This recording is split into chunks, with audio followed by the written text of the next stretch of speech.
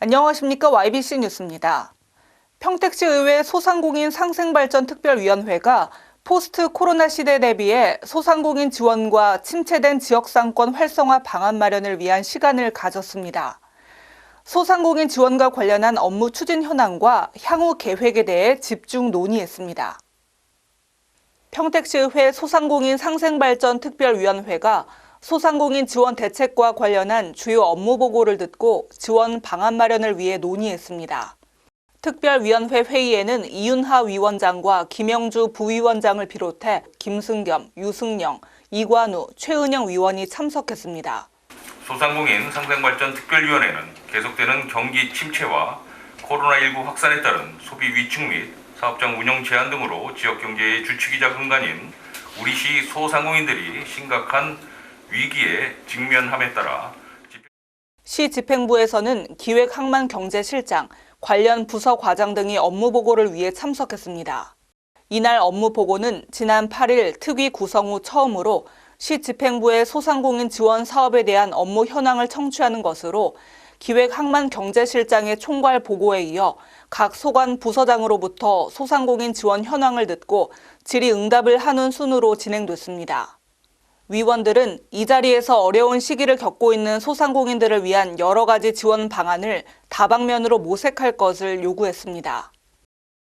도시 미관이나 또는 안전이나 또 소상공인에 대한 일정한 그 환경을 조성해주는 사업이고, 실제 그 비대면 우리 시민과의 대화에서 보면 뭐 지중화라든가 이런 요구들이 많이 있어요. 당한 문제는 상점 내에 있는 전선, 노후된 전선이나 이런 부분은 저희가 지원을 하든 아니면 자부담을 하든, 또 우리가 안전관리 지원을 하든 이렇게 가능한데, 거기까지 들어가는 전선은 한전 소관 사항이다 보니까 시 재정을 투자하는 데는 좀 문제가 좀 있습니다. 현행 지원 사업에 대한 애로사항과 개선 대책에 대해 중점 논의했습니다. 소상공인들의 부채와 폐업이 증가하고 있어서 이거 지원책이 소액으로 지금 지원되고 있잖아요.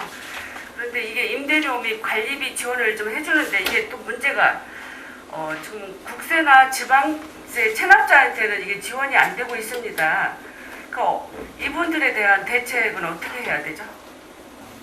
지금 12로 우리가 1,000억 이상이 지금 예산이 잡혔는데 지금 집행률이 어느 정도 집행이 다 되고 있는 겁니까?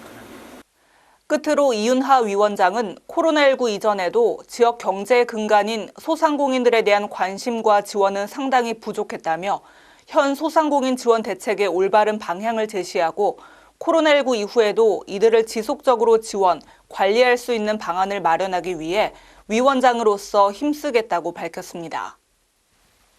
소상공인 상생발전특별위원회는 평택시 의회 최초로 민생 경제와 밀접한 관련이 있는 특별위원회라는 점에서 주목받고 있는데요. 위기를 겪고 있는 지역 소상공인에 대한 지속적이고 실질적인 지원 방안을 마련하기 위해 앞으로 활발한 의정 활동을 이어갈 예정입니다. 지금까지 YBC 뉴스 김은수였습니다. 시청해주신 여러분 고맙습니다. 보다 더 편리한 도시와 신뢰할 수 있는 환경, 그 안에서 행복한 삶을 누리는 사람들. 사람 중심, 새로운 용인을 만들어갑니다. 지금 평택의 새로운 시대가 열립니다. 문화로 하나 되며 평화로 하나 되며 대한민국에서 가장 빠르게 도약하는 도시 평택. 혁신적인 일자리와 자연 속 휴식이 공존하는 도시.